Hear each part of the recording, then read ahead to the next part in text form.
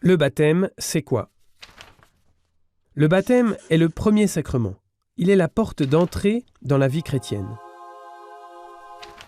Dans le baptême, l'homme devient semblable au Christ, conforme à lui. Cela ne veut pas dire qu'on reçoit avec le baptême une barbe, des cheveux longs et un style nouveau. Non. Avec le baptême, l'homme reçoit une participation à la mort et à la résurrection du Christ. Ça a l'air mystique, et c'est ainsi. Cela veut dire qu'au baptême, on est plongé dans l'eau, ou de l'eau est versée sur nous, c'est symboliquement la mort. Le fait d'émerger de l'eau symbolise la résurrection.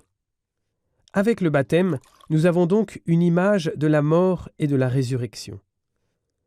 Le tout n'est pas seulement un symbole gentil, mais quelque chose qui s'accomplit vraiment en l'homme, parce que c'est Dieu même qui agit dans le baptême sur l'homme.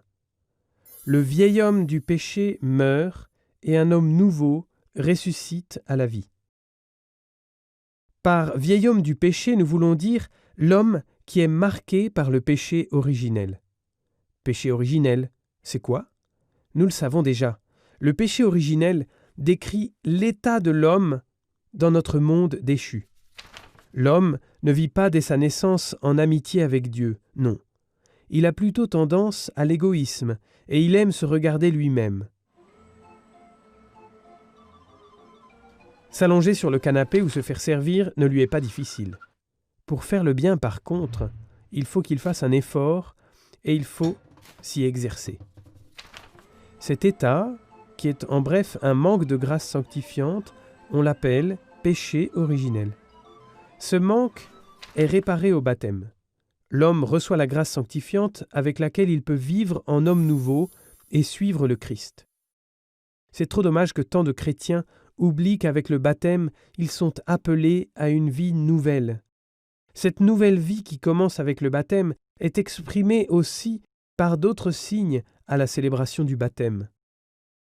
Au baptême, on reçoit un nom nouveau. Même au baptême d'un adulte, il peut choisir un nom de baptême. C'est le nom par lequel Dieu nous appelle à vivre en enfants de Dieu.